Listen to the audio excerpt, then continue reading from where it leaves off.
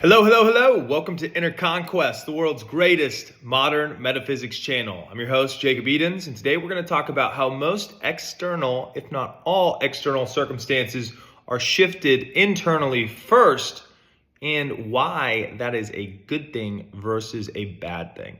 So when we have different circumstances that are causing discomfort or are sapping our awareness or are taking us into unwanted sectors of reality, if you will, it's important to understand that the external effect is a ramification of an internal state of consciousness. And what does that mean, right? So to go back to basics, states of consciousness are essentially clouds of information that you insert yourself into. So if you think of somebody in a bad state of mind, right? What does that entail? Their mind is plagued by all these things that are negative or the antithesis of what they want, and they can't get out of it, right? They're in that state of not being who they want to be. So when you look at it from that perspective, you can flip it and you can be in a great state of mind, right? Wow, this dude's in a great state of mind. He has a great attitude. This girl's on point all the time. She's crushing it. So when you put your consciousness into a state, the state is a metaphysical pre-manifestational cursor leading you to future events that are in vibrational alignment with that state. So most people don't pay attention to their state. They just pay attention to the physical reality and try to willpower it and break it and move it and shift it into what they want to do.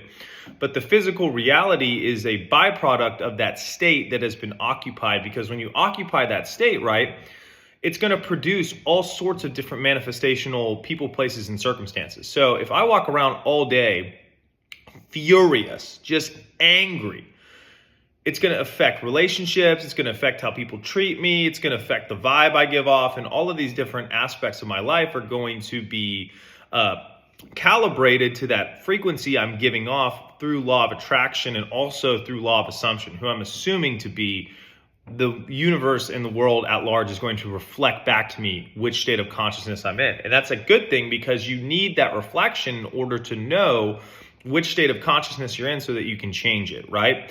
So if you have a car and you don't have a gas gauge, you don't know how fast you're going, you don't know what the speed limit is, you don't know how to drive correctly, right? So when you have reflections are great because they just show you the state of consciousness that you're in.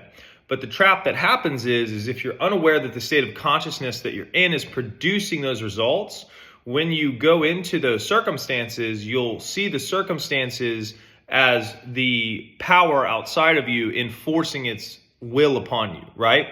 That comes from a disempowered state of consciousness that doesn't understand that through the states that you choose to go into, you will reap the manifestations in correlation with that specific state, right? So once you understand that intellectually, you understand it intellectually, but now you have to increase your awareness, because when you're in states that are unfavorable, you fell into those unconscious. Because if you're really the non-distorted version of yourself that was completely awake, you would go, oh, I don't like not getting what I want. I'll go into a state where I get what I want. But if you're completely asleep that you have that option, you just settle and understand that, like, oh, this is just how it is and it's never going to change, right? That's a lack of awareness, not from a bad standpoint, but just from a general non-aware state, right? You're like in dream world, you're sleepy time. So if you're in sleepy time, you're in a dream, you're like stormtroopers are chasing you through the hallway, you're like, what the fuck is happening, right? Like you're totally unconscious and reactive. So when you first understand all of this intellectually, then you want to expand your awareness to understand what states you're occupying, right? And you don't necessarily want to change them immediately, because you just want to understand like the lay of the land, right? So if you're going to go fight a battle, you want to do what's called recon before, right? So that's when people talk about meditation, just observing your thoughts. You're doing recon all day. You're like, what am I adopting as true? What am I being aware of all the time? What am I chronically and habitually thinking about all day, right? So you start to become aware of these things. And once you're aware of them, now you reorient back to the knowledge that you can choose whatever state you want to be in, right? So how do you start choosing different states? Well, you start to look at the states that you don't like and you flip them. You go to the opposite. Okay, well, I've always struggled with money. So now I'm going to go into a state where there's way more money than I've ever experienced in my entire life, right? So what happens when you do that? Well, you start to shift to a new state, but the old state is dependent on your attention. So what does the old state do? Old state flares up, goes, hey, remember when you had to pay that car bill that one time and it made you feel like shit? Think about that, because it wants you to correlatively align your energy to that state again so that it can keep feeding off of that emotion. So the most important principle when adopting a new state is the understanding of indifference and how to feel into things, right? So if I have a state that is unwanted, the best thing that I can do is become completely indifferent to it. What does indifferent mean? Non-emotionally reactive to it, right? Just see it as a possibility, but then you choose the one that you want. You don't fight with this one, because by fighting with this one, it gets latched onto you. Indifference is the knife that cuts. Feeling is the tie that binds. So when I have a wanted state, I want to feel into that. I want to feel it is real, right? If I want to go to a state of abundance, I want to feel 24/7 dominantly abundant feelings and think abundant thoughts as if I were in that state now, what the ramifications would be.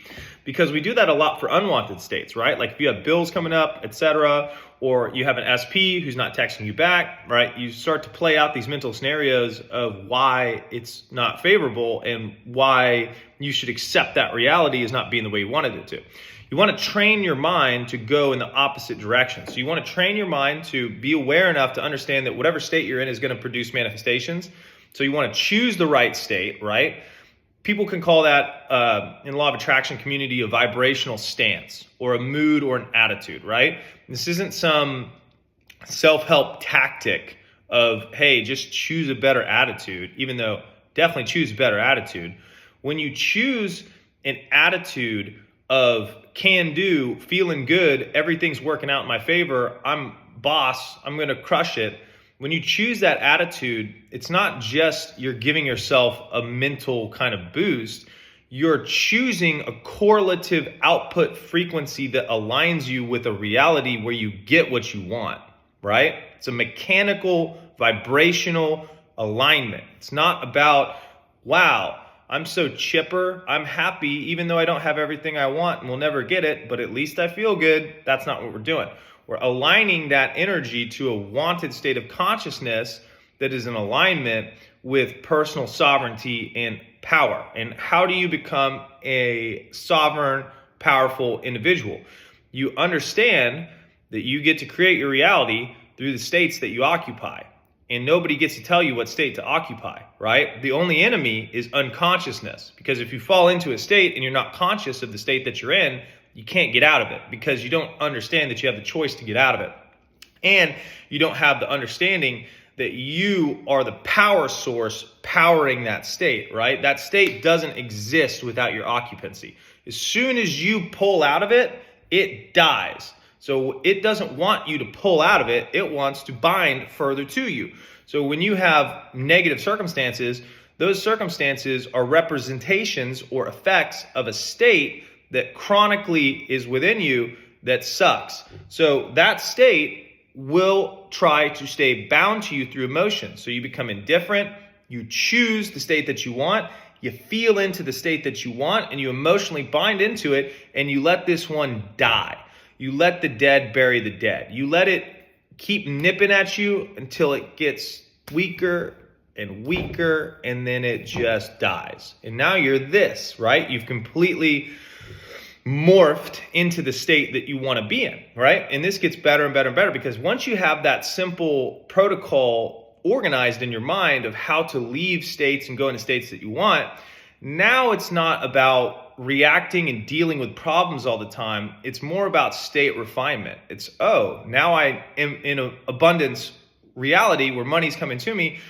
Let me feel into the optimal state of how it feels to have money come to me in a way that's extremely pleasing to me, right? So now your thought and emotional energy is much more focused on curtailing and creating your reality the way that you want it from a creative customization standpoint. It's not a life or death survival type of situation. Anytime you're in a life or death survival type of state of consciousness, it's a lie, because that state of consciousness is trying to make you think that if you don't do shit, or if you don't do these things, if you don't feel this way, you're gonna fucking die. And you can't die, because the real you doesn't die. The body can die, and this world has a way of tricking you to think that you're not who you really are. So you gotta get past that barrier first. And once you get past that barrier first, now you can open up the floodgates of being able to use these different states in ways to shape your reality to your specifications, because that's really who you are at the end of the day, is a creator, right? You don't come here to just suffer and die, even though lots of people do. You come here to shape reality to your specifications, and everybody's unique and everybody has different visions of how they want to do that. So the only way that you can achieve that is through personal empowerment and avoidance of unconscious states that try to dominate you and make you submit to them. So you got to break all those chains, get those shitty states of consciousness out of your awareness, let them die off, and now you just start choosing, feeling into the wanted states and becoming legit. So I hope you guys enjoyed the video. Leave comments with videos that you want made. Additionally, the link tree is open for business. If you guys want coaching, tech support, or emails, that's where you'll find it. And the most important thing that I have to say today is go conquer. I'll see you in the next one.